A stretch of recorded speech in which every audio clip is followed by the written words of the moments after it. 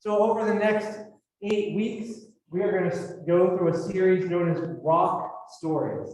We're going to follow the example of a man named Simon, who Jesus would eventually name Peter, or Cephas, or Rock. So this man, Simon Peter, he was just a blue-collar fisherman who left behind his career to become a disciple of Jesus. And Peter is one of my favorite biblical characters. He is a person who I find very relatable. Peter is an impulsive person. He's putting his foot in his mouth all the time. He's looking before he leaps, and he often ends up in trouble.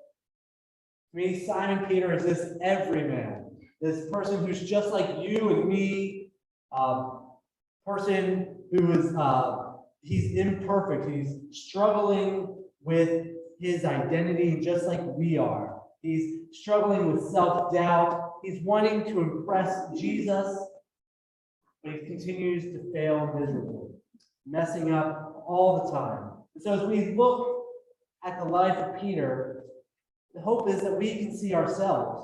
We can see ourselves as imperfect people who are struggling with their own identity, who are struggling with their own doubt, people who love Jesus but want to impress him, but also mess up just like he did. And the truth is that we will never measure up in the way that we think we should. We will never be all that we think Jesus wants us to be. And the good thing is Peter never did either. He was never perfect. We will never be perfect. We will never have it all together. But the good news is that's not what Jesus asks us. He simply asks us to follow him, to leave behind the things that distract us, the things that may discourage us or disillusion us, and discover a new life full of new meaning, of new purpose as we walk with Jesus.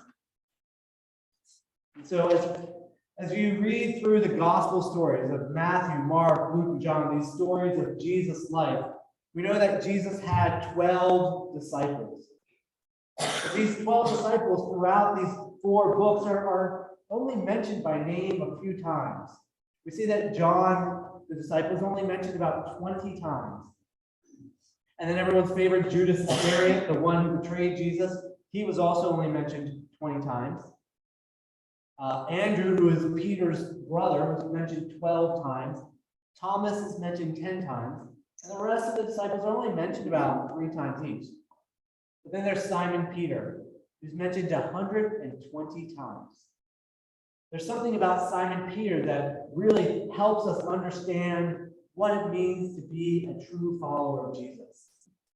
And as I was preparing this series, kind of put together a list of one of the stories of Simon Peter I'm going to look at. Then I went and Googled, looked for some curriculum or books that would go with it. And I found this book by a man named Adam Hamilton called Simon Peter.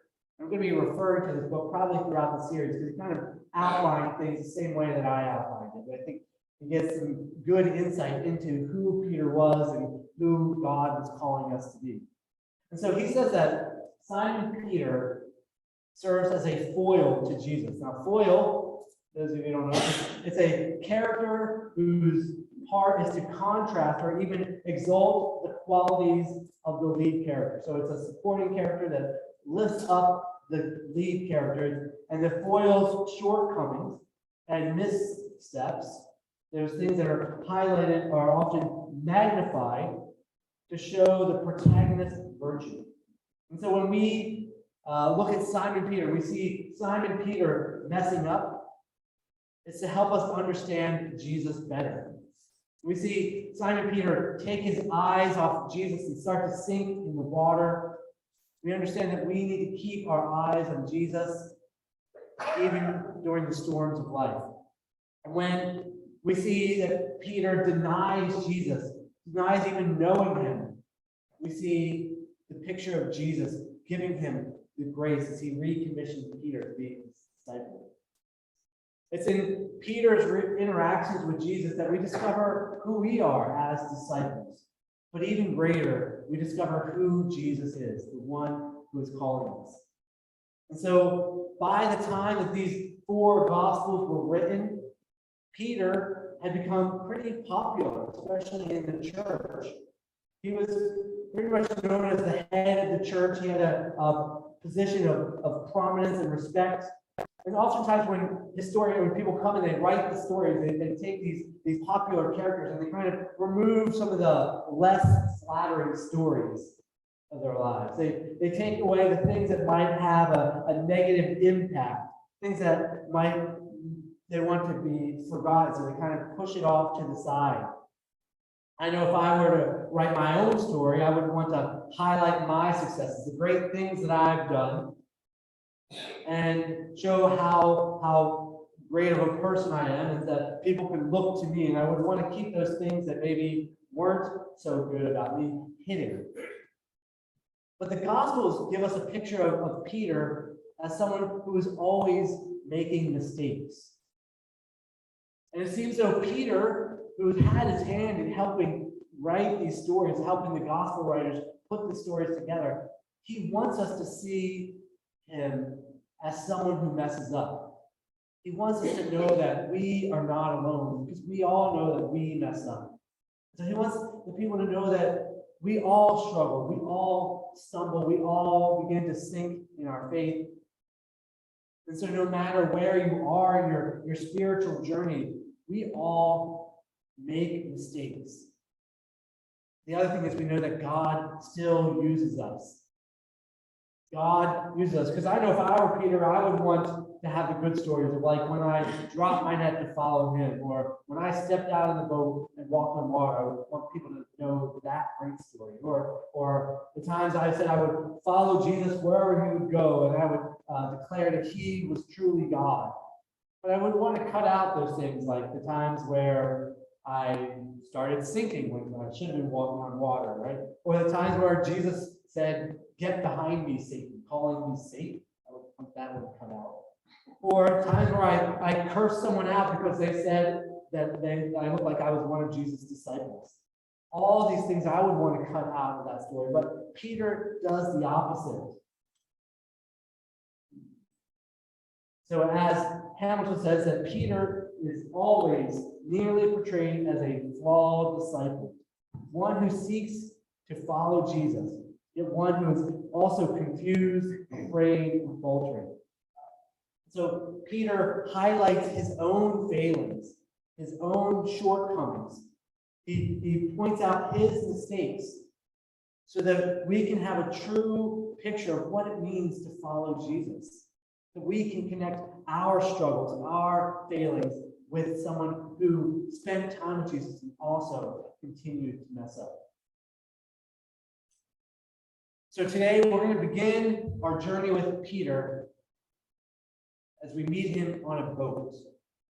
Peter is a fisherman who spends his life fishing on the Sea of Galilee. Now, fishing is not, back then, or for what he did, was not what we do probably when you go fishing. It's not with a rod and a reel. It's not just for a hobby or time to relax or get away or even a sport. Back then, fishing was a hard-working career, a blue-collar job that required strength, patience. It was never easy. Often they would have to have 2 boats that would drag a net between the 2 boats, hoping that schools of fish would kind of swim between it, and they would be able to pull up the nets and grab all the fish they can so they could take it to the market, so they could sell the fish, so they could make their ends meet. And back then, this type of fishing would often happen at night, because that's when the fish were really out. So they would fish at night, and they would try to catch as much fish as they could. The problem, of course, is if you spent all night trying to catch fish, and you woke up with none, and you just spent a lot of time, a wasted, sleepless night working, putting financial hardship on your family because now you have nothing to take to market to bring an income. And so this is where we see Peter with his friends, James and John, and his brother, Andrew. They've just spent the night, tired, caught nothing. And now they're just trying to wrap it up. They're cleaning their nets, getting their stuff put away so that they can go out and probably again the next day. And they're getting ready to go home, getting ready to go explain to their families that they didn't catch anything and go get some sleep. Now, we probably all had those bad days at work, those days where nothing seems to go right. Even our closest coworkers are driving us insane. Our boss is furious. Our computers crash. Our projects are a disaster. Maybe we've gotten cussed out or we've cussed someone else out. Everything just seems to be falling apart. And all you want to do is just go home, go to sleep. The day will be over. Imagine one of those days. And that's when Jesus shows up. Shows up on your worst day at work. And sure, you want to know Jesus, you want to meet him, you want to spend time with him. Not after a day like that. This is the worst time for him to be there. And yet, that's where he is. Jesus shows up, meeting Simon Peter after a long, busy day. And it just starts out with this basic request from Jesus. It says that Jesus got into one of the boats belonging to Simon Peter, and he asked him to put it out a little from the shore. He sat down and he taught the people from the boat. Now, this to us might seem like a strange request that Jesus would just get on this guy's boat and say, put it out just a little bit, and then he would sit down and teach. Now, you've got to remember, you all can hear me pretty well. That's because I've got a mic. Back then, they didn't really have mics. They weren't able, and so they didn't have these PA systems or anything like that. So what we need to understand is that water becomes this natural amplifier. As Jesus would put out on the water, his voice would kind of echo across the water so that this crowd that had gathered, they could hear him. But of course, like Jesus, he doesn't do this. He's not just doing this to solve his amplification needs. There's never a wasted moment with Jesus. He's always doing something more, something deeper than we ever really understand. In the television show The Chosen, if you haven't seen that, I highly recommend it. It's about the life of Jesus and some of his disciples. And they do an amazing job with this scene. You see, Jesus is on the boat, and he uses this boat, this time on this boat to teach this crowd. And he looks around and he sees a net, and he uses it to talk to these people about this parable of the net. And it's the parable of the net, which is found in Matthew 13. And it says, the kingdom of heaven is like a net that was let down from the lake and caught all kind of fish. And when it was full, the fishermen pulled it up on the shore, and they sat down and collected the good fish in the baskets and threw away the bad. Now, the people who were on the boat, they would see Jesus holding this net, and maybe now every time they would see a net, they would be reminded of the story, so that they would try to connect Jesus' teaching with this object. And I'm sure Peter was sitting there, not really trying to focus on what Jesus was talking about, just trying to wrap things up so he could go home. But he also could begin to relate to the story. He understands this is something he does every day. Peter knows fishing. He might not understand why Jesus is telling the story, but he knows what Jesus is getting at in some way. And slowly, as he's sitting there or doing whatever, Jesus' words are seeping in. And then it says, when he had finished speaking, he said to Simon Peter, put out into the deep water and let down the nets to catch a fish. Before we go deeper into the story, this story here in Luke, this only appears in the Gospel of Luke. In Matthew and Mark, they tell a kind of very simplified version of that thing, where Jesus comes walking on the shore, he sees these four fishermen, and he says, "Follow me," and they drop their nets and follow him. And that's in and of itself, that's a powerful story. These four fishermen just give up everything. It's a story of risk, and it's a story of reward. It's a story of wildly abandoning yourself to Jesus. But it's also a hard one for us to relate to. It's hard to understand how that lives out. But this story in Luke begins to become more relatable. It becomes more real because, in a sense, I feel like we can all see ourselves in that boat with Peter, tired, annoyed, just wanting to go home, yet still not wanting to make Jesus upset and wanting to kind of impress him somewhat. But Jesus comes along, and then he even more annoying, he asks Peter to do the one thing that he had been doing all night with no success. He asked Peter to cast out his net. Jesus comes along, he says, so here's this rabbi, a carpenter from Nazareth, who's already commandeered his boat, is now trying to give him fishing lessons. Right? He's trying, and so I can just imagine just Peter getting a little frustrated with him because he's the experienced fisherman, but doesn't want to be rude. So he says, "Master, we've worked hard all night. We haven't caught anything." Probably thinking, "Can't you just let me go to sleep? This is pointless." Maybe he doesn't really trust Jesus because what would this man know about fishing anyway? Maybe he just thinks it's a waste of time. He's already wasted the whole night. Or maybe he just wants to be left alone. As Hamilton says that, I can imagine Peter giving a pregnant pause. After Jesus says, after he says they've worked hard all night, they haven't caught anything. So maybe Peter is hoping Jesus would say something like, "No worries, Simon. I understand. You're tired. We can do this another time." But Jesus doesn't say that. He just remains silent. And in this moment, this is where Hamilton labels Peter the reluctant disciple. I'm sure that's a moment we all can relate to. Jesus maybe he's asked us to do something, and we don't really know if we want to do it. We have to kind of count the cost. Maybe Jesus is calling us to do something in our lives, and maybe we just want to just ignore him. Ignore this calling he's given us. Or maybe we want to make up an excuse like there's a million reasons why I shouldn't be doing this, Jesus.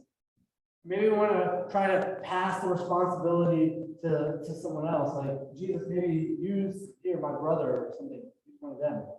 Or we just want to, if we think if we drag our feet long enough, Jesus will move on. Or we just want to just refuse him and say, Jesus, I'm not going to do this. Or we can be like Peter and reluctantly accept. 22 years ago, I found myself at a picnic in Glendale, California. I was hanging out with some friends from the church I attended, talking about my job search, this thing I really felt God had been calling me to ministry. I wasn't sure what that looked like. And a friend of mine, Reiss, turned to me and said, "Dave, do you want to go to Hungary?" Now, I barely knew that this country existed. It's this country in Central Europe, barely ever heard of it. And I didn't want to move halfway across the world. But she and a few other friends had worked for this missions organization, and they were looking for people to be English teachers in this country. And so after a few conversations with them and me trying to convince God that it was not a good idea, I finally said yes. And last spring, I was once again looking for something to do, a new job. I'd been interviewing around, and then I was contacted by this church in Buxton, Maine. And our first conversation with this search team was kind of quick, it was kind of scattered, we had a lot of technical difficulty. And pretty much decided to just kind of rule that out. Didn't feel like that was going to be what's going to happen. And then I got this call from this man named Tom Burdell, who said, you know what, maybe we'd love for you to try to give us a second interview. So I reluctantly accepted, had some conversations with them, talked to some interim pastor named Bob Hinckley. Eventually I found myself on a flight to Portland to check out this church. And maybe you felt it too, that Jesus has been asking you to do something, to risk something, to follow his call.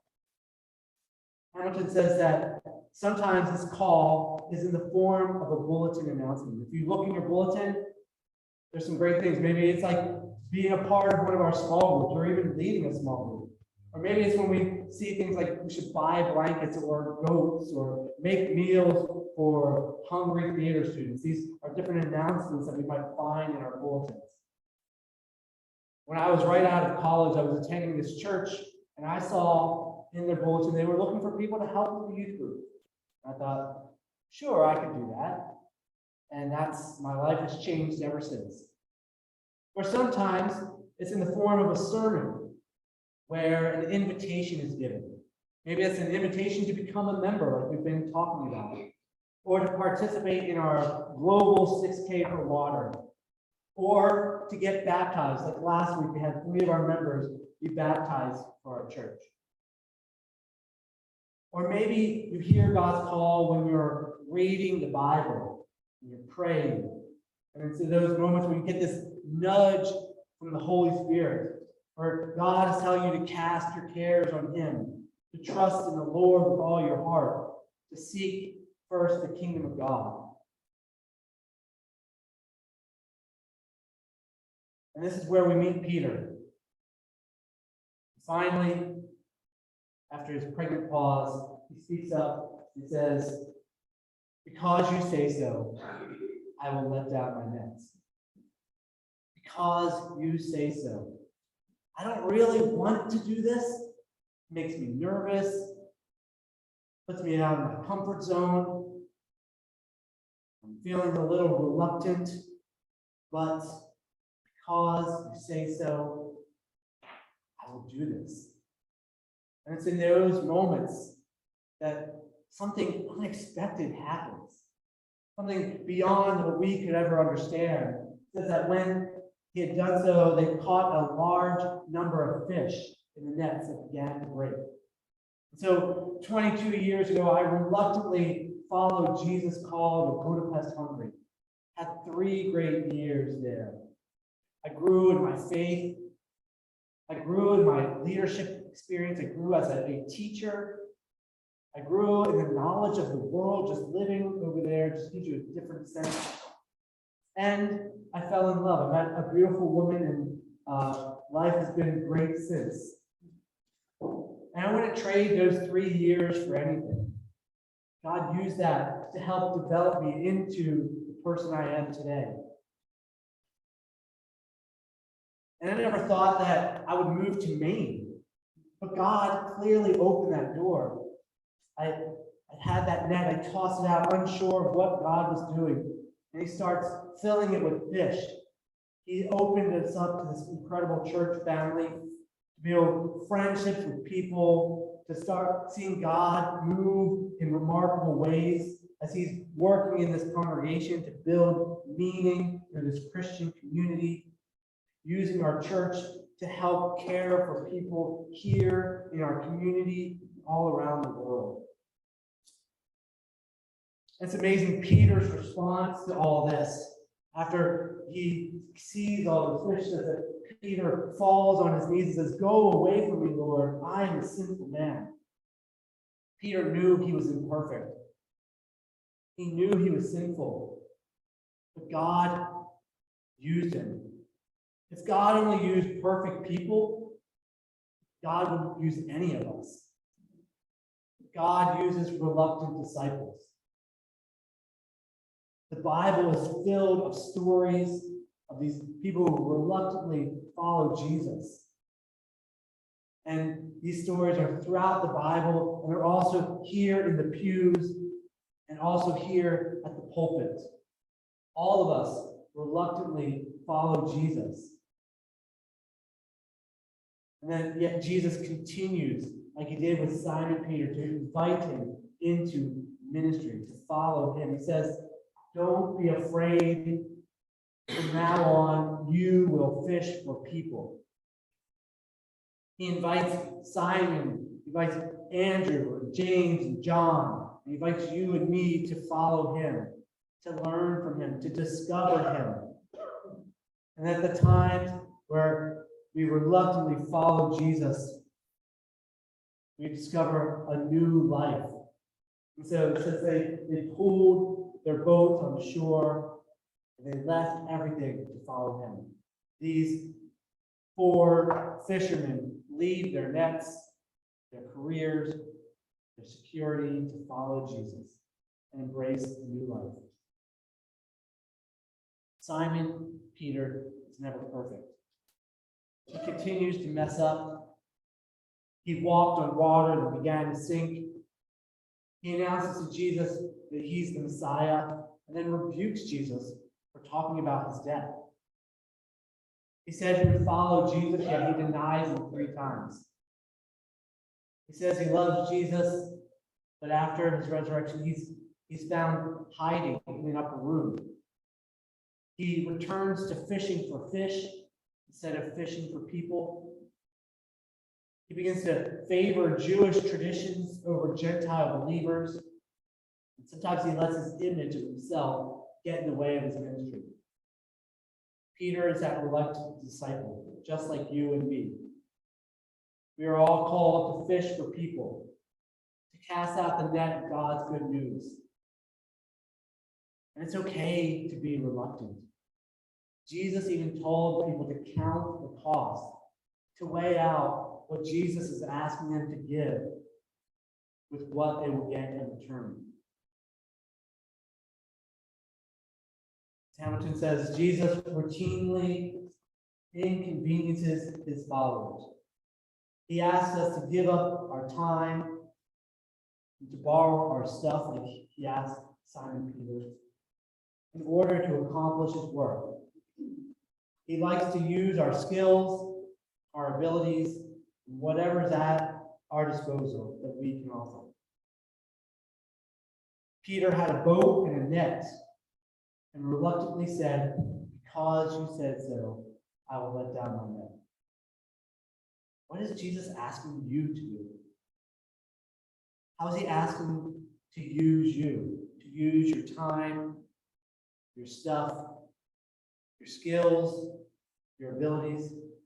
How is he calling you to cast out your net? He's calling each of us to be his followers, to follow him.